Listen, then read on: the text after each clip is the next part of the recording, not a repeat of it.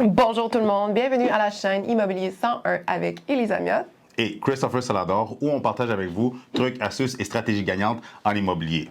On a passé faire différent aujourd'hui, puis plutôt que ce soit Christopher qui passe quelqu'un en entrevue, ça va être moi qui va passer Christopher en entrevue. Yes! Es-tu prêt à passer au cash? Ah oui, let's go! Let's go!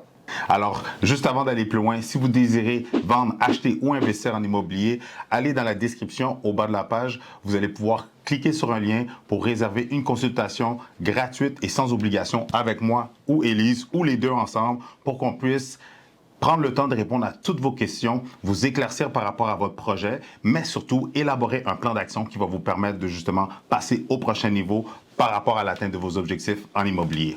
Donc, le sujet du jour, la fameuse surenchère, est-ce qu'elle est toujours présente en 2023? Alors, sans plus tarder, rentrons dans le vif du sujet dans un instant. Le marché de l'immobilier au Québec est en pleine explosion. Beaucoup d'opportunités pour les acheteurs de première maison et d'immeubles à revenus. Avec la méthode Salador, je vais vous outiller pour faire la meilleure transaction.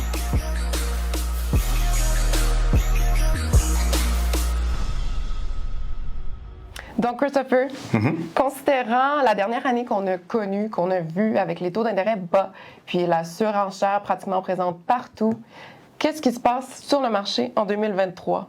Bien, c'est sûr que, comme tu es avec moi sur le terrain, en juillet, quand ils ont commencé à drastiquement augmenter les taux d'intérêt, c'est sûr que le marché s'est comme stabilisé et c'est devenu beaucoup plus tranquille. Les gens, il y avait beaucoup d'incertitudes, autant dans le marché de l'immobilier, dans l'économie, etc. L'inflation qui fait en sorte que tous les prix de tout est plus cher, ça a fait en sorte que ça l'a ralenti.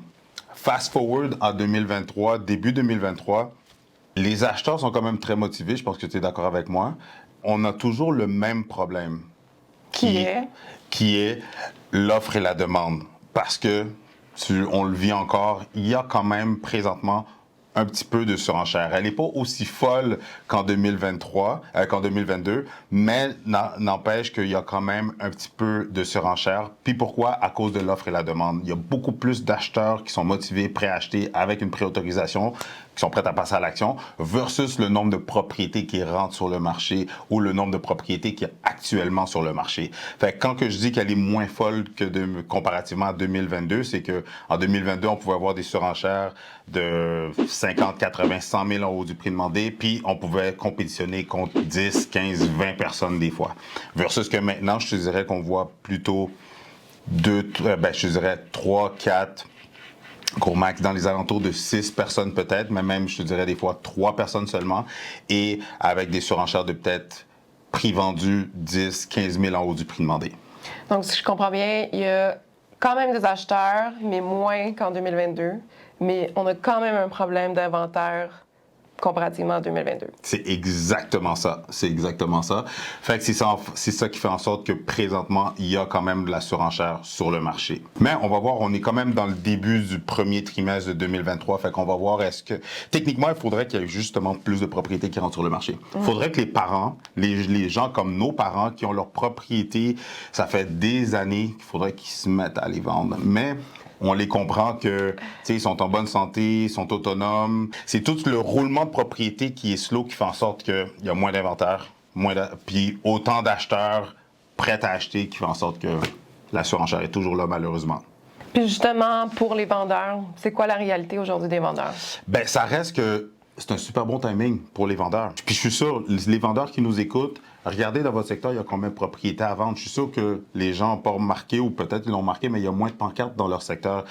Donc, qui fait en sorte qu'il y a moins de propriétés. Fait que quelqu'un qui arrive, le beau produit, le petit pain chaud, clé en main, propre, bien entretenu, qui arrive au bon prix, ces propriétés-là risquent d'avoir de la surenchère puis ils risquent de se vendre en haut du prix demandé. Par contre, l'autre côté de la médaille, c'est sûr que celles qui ne sont pas bien présentées, qui manquent d'amour, que le prix ne vaut pas qu'est-ce que la propriété représente ou les avantages ou les options de la propriété. Dans le fond, si elle n'est pas affichée au bon prix, ces propriétés-là, par contre, peuvent être des bonnes opportunités pour les acheteurs parce que ces propriétés-là ne vont pas se vendre aussi rapidement. Parce que les acheteurs ne sont pas stupides non plus. C'est une belle façon de se faufiler. Exactement. Versus que ceux qui vont se mettre au bon prix, peu importe la situation de leur propriété, ils risquent de se vendre en haut du prix demandé. Donc, c'est un super marché c'est une très bonne période pour les vendeurs de ventes présentement, vu qu'ils n'ont pas beaucoup de compétition. Bonne réponse. Yes? Elle n'était pas trop longue? Assez. Puis justement, vous à la maison qui nous regardez, on a une question pour vous. Qu'est-ce que vous pensez qui va arriver avec les taux d'intérêt? Est-ce qu'ils vont rester stables? Est-ce qu'ils vont monter? Ou est-ce qu'ils vont descendre éventuellement? Sincèrement, c'est une bonne question parce que tu le sais comme moi, beaucoup de gens, il y a beaucoup trop de spéculation, du n'importe quoi qui se régurgite en ligne. Le monde qui pense que le marché de l'immobilier va crasher, que tout va s'effondrer, puis que genre les gens vont pouvoir trouver des propriétés à des aubaines. Je vous dirais que ça risque pas vraiment d'arriver. Mais la réalité, c'est que personne n'a une boule de cristal pour vraiment savoir qu'est-ce qui s'en vient. Mais on le sait, ils viennent de faire une augmentation de taux dernièrement. Ils prévoient peut-être en faire encore. Fait que, à suivre, restez à l'écoute, suivez-nous. Si vous aimez ce genre de contenu, écrasez le bouton j'aime. Inscrivez-vous à la chaîne si ce n'est pas déjà fait. Donc maintenant, la question qui tue. Pour un bon marché en santé, qu'est-ce qu'on se souhaite pour 2023? C'est sûr qu'on veut un marché équilibré. Je pense que tu es d'accord avec moi. On voudrait que par rapport au nombre d'acheteurs qui sont prêts à acheter, qu'on ait la même quantité d'inventaire pour ces acheteurs-là. Comme ça ferait en sorte qu'il y aurait moins de surenchères, on aurait des délais de vente qui sont beaucoup plus raisonnables. La négociation, lorsqu'on magasine pour les acheteurs, au lieu de devoir aller en surenchère, je pense qu'un marché équilibré, c'est qu'est-ce que tout le monde devrait souhaiter. Alors, si vous désirez plus de stratégies gagnantes en immobilier, on vous suggère de regarder une de ces 2 vidéos-là.